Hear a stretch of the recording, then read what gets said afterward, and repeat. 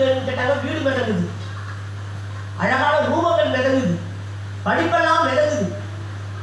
என்னென்ன பொருள், உலக பொருள் இயேசு எடுத்துட்டு தருவீங்களா கேட்கறதெல்லாம் வெள்ளத்தில் மிதங்கிட்டு இருக்குது. அப்போ கேட்குறாங்க, சுத்தீரி பேழையை பிடிச்சி நிற்கிறாங்க கூட்டம், ஒரு கூட்டம். பேழை என்ன பண்றாங்க, மழை வர வர பேழை மிதங்குது, மழை வர வர பேழை மிதங்குது. பேழையை பிடிச்சிக்கிட்டு நோவா கதவு தர எப்படி திறப்பாரு?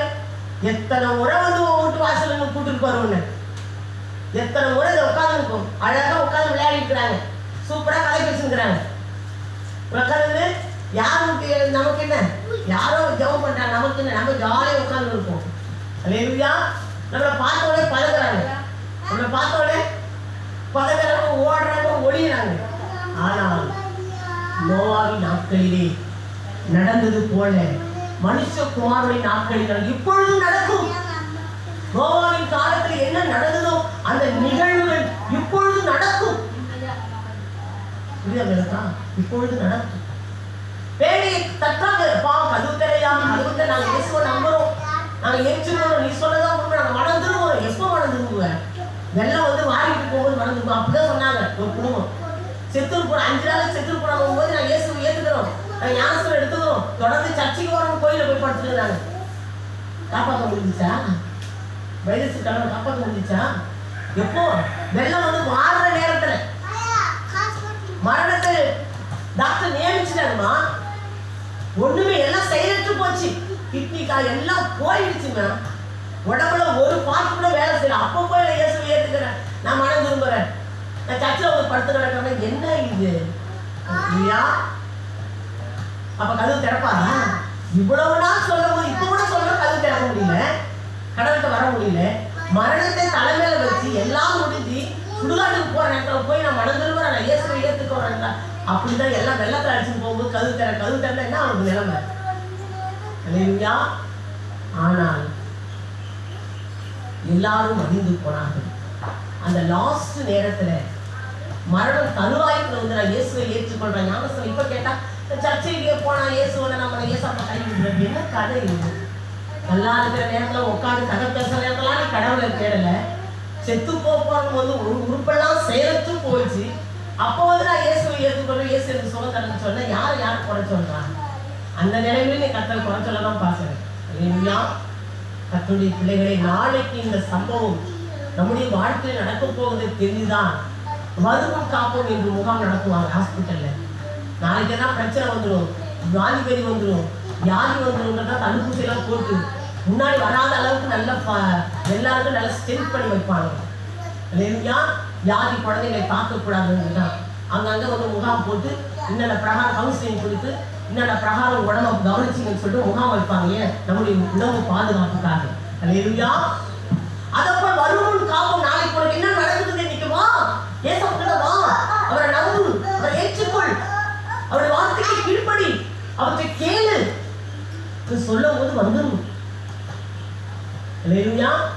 நாங்க மாட்டோம், வர மாட்டோம், உனக்கு தான் வேலை இல்லை, ஓடுவேன், எங்களுக்கு நிறைய வேலை நடக்குது, எங்களுக்கு நிறைய வேலை இருக்கு, உனக்கு தான் வேலை கிடையாது, அதனாலதான் நீ ஓடி நடக்கிற நம்மள சொல்லுவாங்க. நிறைய வேலைக்காரங்க தான் வெள்ளத்துல வாங்கிட்டு அப்ப எங்க வேலை போச்சு? நோவா கழுவு தரேன், நோவா கழுவு தரும் அப்ப எங்க அவங்க நிறைய வேலை எங்க போச்சு? வீடு எங்க போச்சு? மாடு எங்க போச்சு? ஆடு எங்க போச்சு? நீ கூட வேலை செஞ்சவங்க இன்னைக்கு சர்ச்சைக்கு வந்து எனக்கு என்ன கிடைக்கும்? வேலைக்கு போனா 1000 ரூபாய் கிடைக்காது, 1000 ரூபாய் படம் எங்க போச்சு? எல்லாம் வெள்ளத்துல விளைஞ்சு போச்சு. இல்லையா? மனிதனுக்கு எந்த நேரத்துல என்ன நடக்குன்னு தெரியாது. 1000 ரூபாய் பார்த்தா 2000 ரூபாய் கொண்டு போய் ஆஸ்பத்திரி வைக்கணும். 1000 ரூபாய் பார்த்தா 2000 ரூபாய் கொண்டு போய் ஹாஸ்பிட்டலில் வச்சுட்டு பிள்ளைகள் சும்மாவே ஊசியை மாற்றி குத்தி அடைச்சிடுவாங்க. நிறைய மாத்திரை வேலை கொடுத்து இருக்கிற பாட்டை வேலை ரிப்பேர் கேட்குறாங்க. அல்லேலூயா. அங்கிட்டு போகாத அளவுக்கு நம் சுகமாய் வாழ வேண்டும் என்று சொன்னால் தேவனுடைய சமூகத்துல வந்து தேவனை ஆராதிக்க வேண்டும். அல்லேலூயா. கர்த்தரை தேடுகிற பிள்ளைகள் வாழ்க்கையிலே அவங்க சுகமாய் இருப்பார்கள். கர்த்தருடைய நாம வளர்த்த துருகம், நீதிமான் ஓடி போய் அதை சுகமாய் இருப்பான். அவருடைய சமூகத்துல ஓடி வரவங்களுக்கு தான் சுகமான வாழ்க்கை. வேற என்ன நம்மள்கிட்ட எதிர்பார்க்கிறார்? நம் மனதை தேவனுக்கு செலுத்த வேண்டும், அவரை தேட வேண்டும், அவரை நம்ப வேண்டும், அவரை துதிக்க வேண்டும். சபை கூடியவர்களை விட்டுவிடக் கூடாது. சோர்ந்து விடாமல் அவரை தேட வேண்டும். ஹல்லேலூயா. அதெல்லாம் தேவன் கவனிப்பார். அவரோடு கூட இருப்போம். அவருடைய வருகையை நாம் எடுத்துக்கொள்ளப்படுவோம். பிறகு நம்ம பார்ப்போம், கீழ்ப்படியாத பிள்ளைகளுக்கு என்ன தண்டனை, கீழ்ப்படிந்த நமக்கு என்ன மேன்மை. ஹல்லேலூயா. கீழ்ப்படிந்தவர்களுக்கு என்ன எப்பேற்பட்டதான மேன்மை கிடைக்கும். கீழ்ப்படியாத தாறுமாறாய் வாழக்கூடிய வாழ்க்கை எந்த நிலைமையில போய் நிற்கும். அப்ப நிச்சயம் பார்ப்போம், நித்தியமான அழிவுக்குள்ளே அவர்கள் கடந்து போவார்கள். நமக்கு நித்தியமான நித்திய ஜீவனுக்குள்ளே நாம் கடந்து போவோம். நித்திய வாழ்வை பெற்று இம்மையிலும் நாம் நன்றாக இருப்போம், மறுமையிலும் நாம் தேவனோடு கூட இருப்போம். எவ்வளவு பிரச்சனைகள் போராட்டங்கள் வந்தாலும் கர்த்தருடைய பிள்ளைகள் அவரோடு கூட இணைந்து இருக்கணும். பிரச்சனை சொன்னா அவர்கிட்ட நம்ம சொல்லணும், அவர்கிட்ட நம்ம செலுத்த. மனுஷன்கிட்ட போராடக்கூடாது. வாய் இருக்குதுன்னு பேசிடக்கூடாது. வாய் இருக்குதுன்னு சொல்லிட்டு பயம் இருக்கும், தெய்வ பயம் இருக்குது. பேசுவதில் மிகவும் கவனமா இருக்குது, பயமா இருக்குது. மனுஷனுடைய வாழ்க்கையில பார்க்கும்போது ரொம்ப பயமா இருக்குது. நிக்கிற வரைக்கும் அவனுக்கு மேன்மை, நிக்கிற வரைக்கும் விழுந்துட்டா முடிஞ்சு போச்சு கதை. ஒருத்தவங்களும் பார்க்க மாட்டாங்க, ஒருத்தவங்களும் பார்க்க மாட்டாங்க. எப்பேற்பட்ட அன்புள்ள பிள்ளைகளாக இருந்தாலும், அது கணவனாக இருந்தாலும், அது மனைவியாக இருந்தாலும், அது பணமாக இருந்தாலும் ஒன்றை பார்க்க முடியாது. ரொம்ப பரிதவிக்கப்படவில்லை. அல்லேலூயா. கடவுள் நம்மளை நிற்க வைக்க நான் நிற்கும் போதே நம்ம ஜாக்கிரதையா நிற்கிறேன் என்று சொல்லுகிறவன் விடாதபடி எச்சரிக்கையாக இருக்க கடவுள் நின்றுட்டு இருக்கேன், என்னை யாரும் ஒன்றும் பண்ண முடியாது. நிற்கிறவங்க ரொம்ப ஜாக்கிரதையா நிற்கணும். தேவையில்லாத பேசக்கூடாது. மனுஷனுக்கு தண்டனை நீ கொடுக்க கூடாது. மனுஷனுக்கு தண்டனையே நாம் கொடுக்க கூடாது. தண்டனை கொடுக்கிற தேவனிடத்தில் ஒப்பு கொடுக்க வேண்டும். நிச்சயமாய் மனிதன் பேசுகிற, மனிதன் செய்கிற ஒவ்வொரு செய்கைக்கு பலன் உண்டு. அது பயங்கரமான பலன். அது சாதாரண பணி. செய்கிற ஒவ்வொரு நன்மையானால் தீமையானாலும் உங்களுடைய பிள்ளைகளுக்கு சேரும். பின்கள் உனக்கும் பிரச்சனை, உன் பிள்ளைகளுக்கு, உன் வம்சத்துக்கே பிரச்சனை. இல்லையா? தலைமுறை வரைக்கும் பாவம் பின் தொடர்ந்து கொண்டே வரும். கர்த்தருடைய பிள்ளைகளே, மனம் அறிந்து மனம் பதறி ஒரு வார்த்தை கூட சொல்லக்கூடாது. கவனமாக இருந்து கர்த்தரை ஆராதிக்கணும். தவறு செய்த கடவுளுக்கு ஒப்பு கொடுக்கணும். இல்லையா? நாம் தீர்ப்பு வழங்கக்கூடாது. குற்றவாளி என்று தீர்க்கக்கூடாது, தீர்ப்பு வழங்கக்கூடாது. தீர்ப்பு சொல்லுகிற தேவனுக்கு ஒப்பு கொடுக்க வேண்டும். ரொம்ப ஜாக்கிரதையா இருக்கணும். கர்த்தருடைய பிள்ளை தாவீது, அவருடைய சரித்திரத்தை வாசிக்கும் போது ரொம்ப அன்புள்ள மனிதன், ரொம்ப அன்புள்ள மனிதன். அல்லேலூயா. தன் பிள்ளை தன்னுடைய ராஜபாரத்தை அப்சலோம் பிடுங்கிட்டான். ஆனா பிள்ளைக்கு எது நடக்கக்கூடாது என்ற விஷயத்துல கவனமா இருக்கும். ஐயோ, நான் செத்தா பரவாயில்லையே, என் பிள்ளை உயிராக நல்லா இருக்குமே. நினைவு தீமை செய்வர்கள் மீது அப்பேற்பட்ட நல்ல எண்ணங்கள். நமக்கு ஒருத்தவங்க தீமை செஞ்சா கூட அவங்க மேல நமக்கு நல்ல எண்ணங்கள் வரும். அவங்க நன்றாக இருக்கணும், அவங்க சுகமாக இருக்கணும் என்று நாம் நினைக்க வேண்டும். நமக்கு தீமை செய்கிறவங்களே அவங்க அழிஞ்சு போயிடணும், அவங்க இல்லாத போயிடும் என்று நினைக்கக்கூடாது. அவர்கள் நன்றாக இருக்க வேண்டும், அவர்கள் சுகமாக இருக்க வேண்டும். அவர்கள் அந்த பாவ செயலை விட்டு மனம் திரும்ப வேண்டும் என்பதற்காக நாம் செபிக்க வேண்டும். அல்லேலூயா. அதை விட்டுட்டு அவர்கள் அழிந்து போகணும், அவர்கள் இல்லாமல் போகணும், அவர்களுக்கு எதையாவது நடக்கணும் என்ற எண்ணமும் சிந்தனையும் வார்த்தைகளும் வரக்கூடாது, வாயிலிருந்து வரக்கூடாது. கர்த்தரிடத்தில் ஒப்பு கொடுத்துட்டு போயிடும். ஆனா ஒன்று, மனிதன் பேசுகிற ஒவ்வொரு வார்த்தைக்கு தக்க பலன் உண்டு. அது பயங்கரமான காரியம். அல்லேலூயா. அது பயங்கரம். அற்பமா எண்ணக்கூடாது, மனிதனை உதாசனப்படுத்தக்கூடாது, கேவலமா பேசக்கூடாது. என்னுடைய அனுபவத்தில் நிறைய பேர் நான் பார்த்துருக்கேன். அதெல்லாம் பார்க்கும்போது பயமா இருக்குது. மனுஷன்லாம் யாருங்க ரொம்ப வேதனைக்குரியவங்க, ரொம்ப பாவத்துக்குரியவங்க. நமக்கு எதனா ஒன்று வந்துட்டு யாருங்க நமக்கு தாங்குவா சொல்லு. விழுந்துட்டா ஓடிக்கு தண்ணி கூட உங்களுக்கு ஆறு கை நல்லா இருந்தால் உடஞ்சி போயிட்டா முடிஞ்சு போச்சு வேலை. தண்ணி கூட போய் கொண்டு கொடுக்க முடியாது, இங்கிருந்து நவுந்து கூட போக முடியாது. ஒருத்தர் உதவி நிச்சயம் தேவை, ஒருத்தர் உதவி நிச்சயம் தேவை.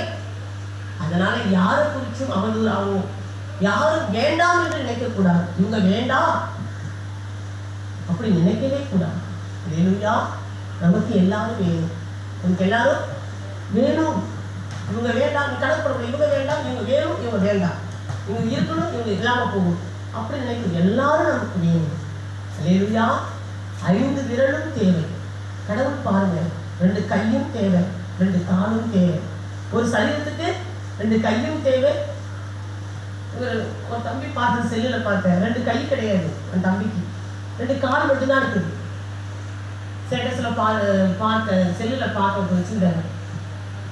2 கை கிடையாது, 2 கால் மட்டும். ஆனால் அந்த பிள்ளை அந்த 2 காலிலே எந்திரிச்சு சமையல் பண்ணுறான், ப்ரெஷ் பண்ணுறான், வெங்காயம் அறிகிறான், தக்காளி அறிகிறான், அழு பற்ற வைக்கிறான், சமைக்கிறான், எல்லா வேலையும் பார்க்குறான். காலில் விரலே செய்கிறான். செல்லில் பார்க்குறேன். 2 கை கிடையாது, 2 கால் மட்டும்தான் இருக்குது. சும்மா 2 மொட்டையாக இருக்கணும், 2 கால் மட்டும்தான் இருக்குது. இப்படி புரிஞ்சு துள்ளி எந்திரிச்சு சட்டையை தூக்கி காலிலே போட்டு, காலிலே சட்டை போடுறான், காலிலே எல்லாம் போடுறான், எழுந்து உட்காந்துக்கிறான். எண்ணெயை ஊற்றுறான், கடுகு போடுறான், மிளகாய் போடுறான், வெங்காயம் அறிகிறான், தக்காளி அறிகிறான், சமையல் பண்ணுறான், சாப்பிட்றான். காலாலே ஸ்பூன் வச்சு சாப்பிட்றான். அல்லேலூயா. இது நினைக்கும் போது எனக்கு அழ, பயங்கரமாக அழ. ஒரு மனுஷனுடைய வாழ்க்கை இப்பேற்பட்ட நிலைமையில் இருக்கிற நாம எவ்வளவு மேட்டிமை, எவ்வளவு பெருமை நமக்குள்ள இருக்கிறது. இதெல்லாம் இருக்கக்கூடாது ஏசப்பா. மனுஷனுக்கு தீமை வரக்கூடாது ஏசப்பா. ஒவ்வொரு மனிதனும் சுகமாக இருக்க வேண்டும். ஒவ்வொரு மனிதனும் இந்த காலோடு கையோடு, கடவுள் நமக்கு அதுக்கு 2 கால் 2 கை. 2 கை வேணாம். ஆனால் யாருக்கு பிரச்சனை? வானான்றவங்க உனக்கு தான் பிரச்சனை. அல்லேலூயா. வேணான்னு சொல்றவங்களுக்கு தான் பிரச்சனை. அப்ப கால் வெறும் கால நடப்போம், கால் வேணாம், அந்த கை வேணாம், போ வெறும் காலா நட, நிச்சயமாய் பாதிக்கப்படுவார், விபரீதத்தை சந்திப்பார்.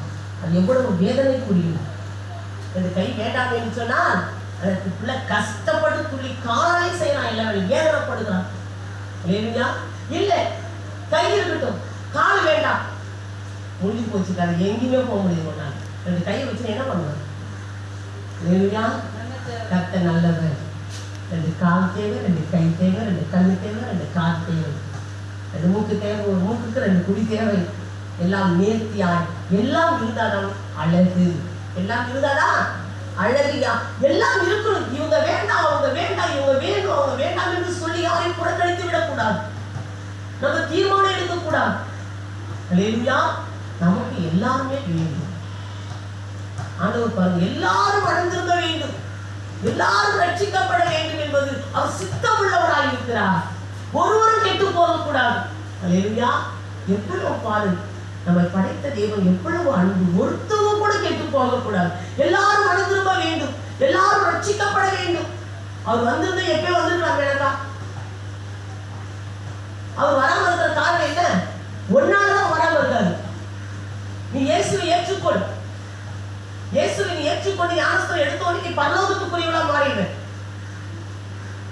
இயேசுவை ஏற்றுக்கொள்ளாத வரைக்கும் இன்னும் யாரும் நீங்க குறிச்சிக்கிற உட்காந்துதான் இருப்பாங்க. திடீர்னு பார்த்தா வந்துடுவாங்க திடீர்னு எல்லாரும். எத்தனை பேர் அவர் கொண்டு வந்து சேர்ப்பாரு சொல்ல முடியாது. அல்லேலூயா. இந்த வருஷத்துல எத்தனை பேர் சேர்ப்பாரு, அடுத்த வருஷம் எத்தனை பேர் சேர்ப்பாரு சொல்ல முடியாது. அதனால அவர் பொறுமையா இருக்கிறார். எல்லாரும் ரட்சிக்கப்படும், எல்லாரும் சத்தியத்தை அறியும், எல்லாரும் மனம் திரும்ப வேண்டும் என்பதற்கு அவர் நீடிய பொறுமை உள்ளவராய் அவருடைய வருகையை தாமதம் பண்ணி கொண்டிருக்கிறார். அல்லேலூயா.